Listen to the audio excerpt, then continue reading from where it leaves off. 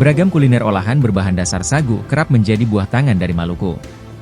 Pantauan tribunambon.com kawasan pasar tradisional Mardika, Kelurahan Rijali, Kecamatan Sirimau, Kota Ambon, lebih dari 10 lapak berjejeran di kawasan itu. Mereka menjajakan berbagai macam jenis sagu, diantaranya sagu lempeng, sarut, bagea, sagu tumbu, cakar-cakar, dodol, halua, roti kering dan kenari. Harga yang dipatok untuk setiap produk beragam sesuai bahan buatan dan besar kecilnya ukuran. Di antara semua jenis makanan khas itu, katanya sagu adalah yang paling sering diminati warga, untuk menopang kebutuhan mereka setiap hari. Dian yang telah aktif berjualan sejak 2014 silam mengaku bisa memperoleh pendapatan 2 juta rupiah, 3 juta rupiah per bulan, terutama saat musim liburan. Selain menjajakan sagu, di lapaknya dia juga menjual minyak kayu putih dan minyak lawang sebagai jenis dagangan.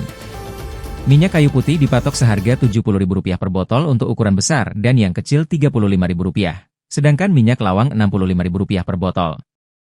Selain itu, ada juga kacang khas Maluku Tenggara yang dijual seharga Rp60.000 per botol, dan madu kisar Rp40.000 per botol.